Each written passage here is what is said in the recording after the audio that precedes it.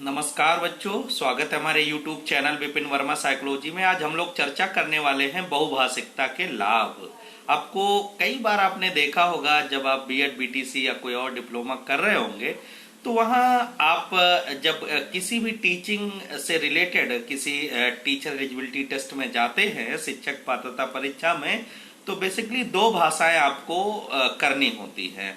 वो central TT हो, TET हो, या और किसी स्टेट में जो स्टेट टेट होते हैं वहाँ पीयर होते हो तो पर्टिकुलर लैंग्वेज आपको लेनी पड़ती हो। उसमें कोई एक हिंदी लेता है, कोई एक अंग्रेजी लेता है, एक संस्कृत कोई ले लेता है, या कोई और भाषाएं। अलग अलग प्रकार से अलग अलग स्टेट की फैसिलिटी है। अगर हम सेंट्रल टीटी की बात करें, केंद्रीय पात्रता परीक्षा की बात करें, तो वहां बात आती है कि एक आपकी कंपलसरी लैंग्वेज होती है और एक आपकी ऑप्शनल लैंग्वेज होती है। 20 भाषाओं में पेपर आता है तो वहां पर आपको कोई एक भाषा लेनी है। अलग अलग लोग चुनाव करते हैं, दोनों भाषा एक साथ नहीं लेते हो। लेकिन इन दोनों भाषाओं की जो पेडागॉजी है, शिक्षण शास्त्र है, इसमें जो बहुभाषिकता का इंपॉर्टेंस है उसको हमें समझना है और वहां से सवाल बनते हैं। एक टीचर के अंदर, क्योंकि प्राइमरी का शिक्षण भाषा का शिक्षण होता है, वहां ना तो गणित का, ना विज्ञान का, ना सामाजिक विज्ञान का, तो प्राथमिक स्तर की जो शिक्षण की प्रक्रियाएं हैं वो भाषा से संबंधित होती है। भाषा और भी कई कारणों में महत्वपूर्ण है, क्योंकि भाषाएं बच्चे की अस्मिता यानी आइडेंटिटी का निर्माण करती है। उसकी पर्सनालिटी में जो शाइनिंग है, जो चमक है, जो एक मनोशारीरिक गतिविधियों में आधारित व्यक्तित्व के निर्माण की प्रक्रिया है, उसके लिए महत्वपूर्ण है। चिंतन के लिए जरूरी है। वाइगोस्की कहते हैं बिना भाषा के चिंतन नहीं होता। चामास्की कहते हैं लैंग्वेज एक्विजिशन डिवाइस होने के कारण जन्मजात भाषा की क्षमता होती है।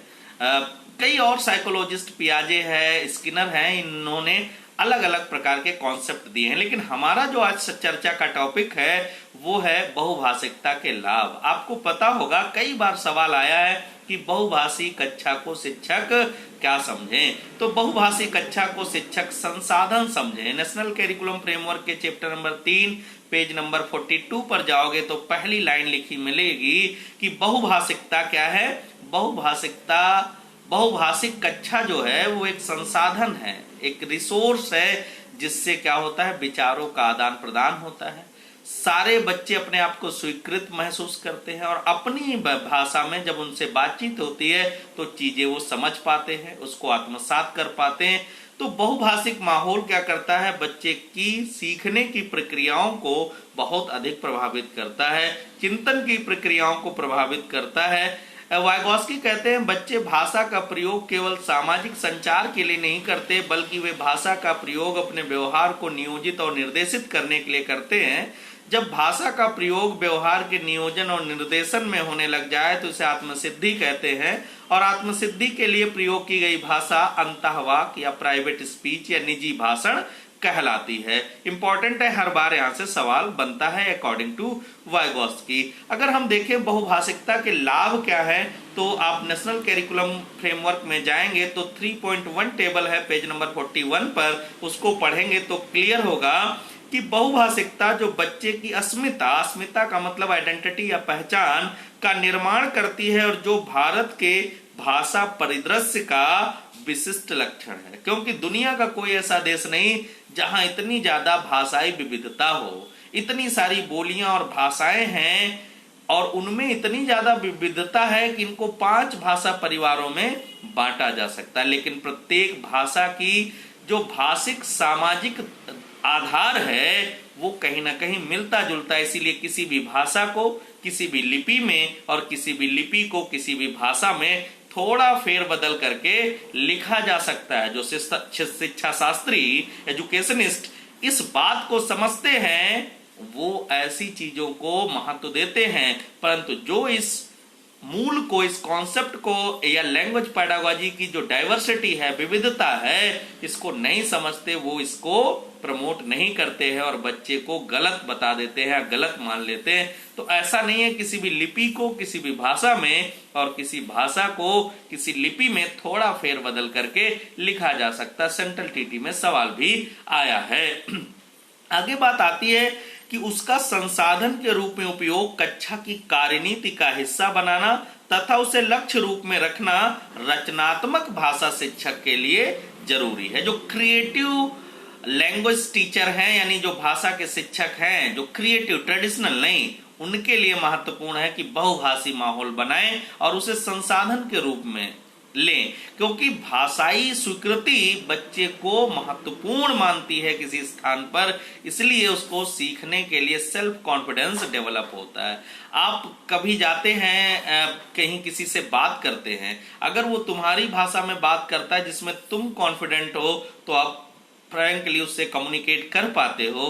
अगर आपकी भाषा और उसकी भाषा में अंतर होता है और आप उतने कॉन्फिडेंट नहीं है उस भाषा में, तो आप क्या करते हैं, हेजिटेट होने लगते हैं। इसलिए एक रचनात्मक भाषा शिक्षक बहुभाषी माहौल बनाता है। यह केवल उपलब्ध संसाधनों का बेहतर इस्तेमाल नहीं है, बल्कि इससे यह भी सुनिश्चित हो सकता है कि हर बच्चा स्वीकार्य और संरक्षित महसूस करे और भाषिक पृष्ठभूमि के आधार पर किसी को पीछे न छोड़ा जाए। कॉन्स्टिट्यूशनल राइट है प्रत्येक बच्चे के पास कि वो प्राथमिक स्तर पर, उच्च स्तर पर भले व्यवस्था ना हो, प्राथमिक स्तर पर बच्चे को मातृभाषा में शिक्षा की व्यवस्था की जानी चाहिए। ऐसा प्रावधान हमारे संविधान में है। तो यहां पर बात आती है कि स्वीकृत और संरक्षित महसूस करते हैं। आपने पढ़ा था चैप्टर नंबर 4 में एनसीएफ के कि बच्चे वहां सीखते हैं जहां अपने आप को सुरक्षित और स्वीकृत महसूस करते हैं। तो सुरक्षित और स्वीकृत महसूस कराने के लिए उन्हें उनकी भाषाओं को महत्व देना होगा, इसलिए बहुभाषी माहौल बनाना पड़ेगा। क्योंकि भारतीय भाषाई विविधता इतनी अधिक है कि प्रत्येक बच्चा अलग अलग भाषा बोलता, समझता और जानता है। इसलिए अगर क्लास का माहौल, क्लास का वातावरण ऐसा बहुभाषिक हुआ और शिक्षक उसे संसाधन के तौर पर प्रयोग करता है, तो प्रत्येक बच्चा अपने आप को सुरक्षित और स्वीकृत महसूस करेगा और सीखने की प्रक्रियाओं को आसानी से जुड़ पाएगा सीखने की प्रक्रियाओं से। अब एक महत्वपूर्ण बात आती है कि बहुभाषिकता या द्विभाषिकता क्या कोई इसका एडवांटेज भी है? क्यों पढ़ाया जाता है प्रत्येक बच्चे को कई सारी भाषाएं? भारत में तो ट्रिपल लैंग्वेज फार्मूला है, और जो कोठारी कमीशन हो या न्यू एजुकेशन पॉलिसी हो या और कई सारे कमीशन हैं जो रिकमेंड करते रहे हैं कि कंपलसरी कर दिया जाना चाहिए ट्रिपल लैंग्वेज फार्मूला। बहरहाल वो लागू नहीं हो पाया, वो एक अलग मुद्दा है। लेकिन इनको क्यों कर दबाव डाला जा रहा है? एक शिक्षक को जब टीचर एलिजिबिलिटी टेस्ट, शिक्षक पात्रता परीक्षा देने जाता है बच्चा, तो उसको कहा जाता है कि वो ट्रिपल लैंग्वेज फार्मूले, एक उसकी मातृभाषा जो उसको घर से जान करके आया है, उसको कोई सीखने सिखाने की आवश्यकता नहीं है, स्वाभाविक रूप से सीख करके बच्चा घर से आता है। लेकिन एक पहली भाषा और एक दूसरी भाषा के रूप में चयन उसको क्यों करना पड़ता है? इसलिए इसके कुछ एडवांटेज हैं, लाभ हैं ट्रिपल लैंग्वेज फार्मूले के या द्विभाषिकता के या बहुभाषिकता के। तो समझना है, कई अध्ययनों से पता चला है ये बात, कई सारे रिसर्च करके कई सारे डिस्कवरी हुई है, कई सारे अनुसंधान हुए हैं। कई अनुसंधानों से पता चला है कि द्विभाषी क्षमता संज्ञानात्मक वृद्धि यानी कॉग्निटिव डेवलपमेंट, संज्ञानात्मक वृद्धि, सामाजिक सहिष्णुता, सोशल टॉलरेंस, विस्तृत चिंतन और बौद्धिक उपलब्धियों के स्तर को बढ़ा देती है।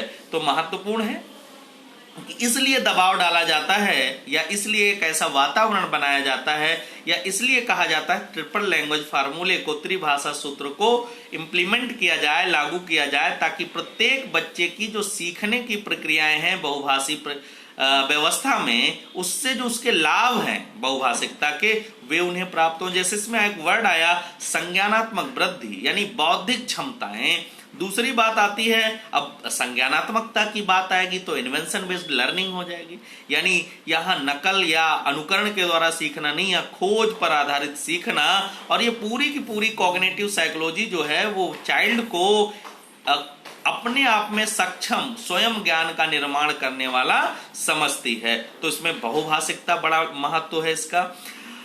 दूसरा पॉइंट है सोशल टॉलरेंस, सामाजिक सहिष्णुता। सामाजिक सहिष्णुता का मतलब है कि अब क्या होता है कि कोई भी व्यक्ति किसी व्यक्ति के प्रति कैसा नजरिया रखता है, बात बात में जो उसके अंदर टॉलरेंस और नॉन टॉलरेंस की स्थिति पैदा होती है, ये भाषा का खेल है। आज कितना सब दुनिया भर के लोग इनटॉलरेंट होते जा रहे हैं। तो इनटॉलरेंस का कारण है कि हम सिंगल लैंग्वेजेज या फॉरेन लैंग्वेजेज विदेशी भाषाओं को अधिक महत्व दे रहे हैं। हम ये यहाँ पर कतई नहीं कह रहे हैं कि विदेशी भाषाएं आपको नहीं आनी चाहिए, आपको एक से अधिक भाषाएं आनी चाहिए, लेकिन अपनी भाषाओं पर भी अच्छी समझ होनी चाहिए। इसके लिए जो प्रावधान किए गए हैं बहुभाषिकता के, उनको शिक्षकों को समझना होगा, ताकि क्लास का वातावरण, कक्षा का वातावरण वैसा बना पाए और प्रत्येक बच्चे को महत्व दे पाए। तीसरा, इसमें महत्व विस्तृत चिंतन, यानी इनकी थिंकिंग जो ब्रॉड हो जाती है, ब्रॉड थिंकिंग या आउट ऑफ बॉक्स थिंकिंग या नॉन ट्रेडिशनल थिंकिंग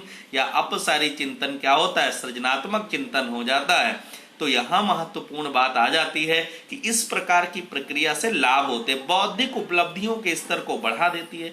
सामाजिक और राष्ट्रीय स्तर पर बहुभाषिकता एक ऐसा संसाधन है जिसकी तुलना किसी भी अन्य राष्ट्रीय संसाधन से की जा सकती है, यानी एक राष्ट्रीय संसाधन के रूप में है बहुभाषिकता। लेकिन क्या है, हमारे कई सारे शिक्षकों को, छात्राध्यापकों को इस बात की समझ या जानकारी नहीं होती और वो क्या करते हैं, अंग्रेजी को अधिक महत्व देना है, लेकिन मीडियम अंग्रेजी को बढ़ावा नहीं देना है, भाषा अंग्रेजी को महत्व देना है। अगर कोई अपनी भाषा में महत्व, अपनी भाषा की व्यवस्था में समझ विकसित कर लेता है तो वो दूसरी भाषाओं को आसानी से सीख लेगा, क्योंकि एक भाषा के कौशल दूसरी भाषा में स्वतः या स्वाभाविक रूप से स्थानांतरित हो जाते हैं। तो कोई एक भाषा में अगर सक्षम है, सफल है, तो दूसरी भाषा में ऑटोमेटिक या स्वाभाविक रूप से सफल हो जाएगा।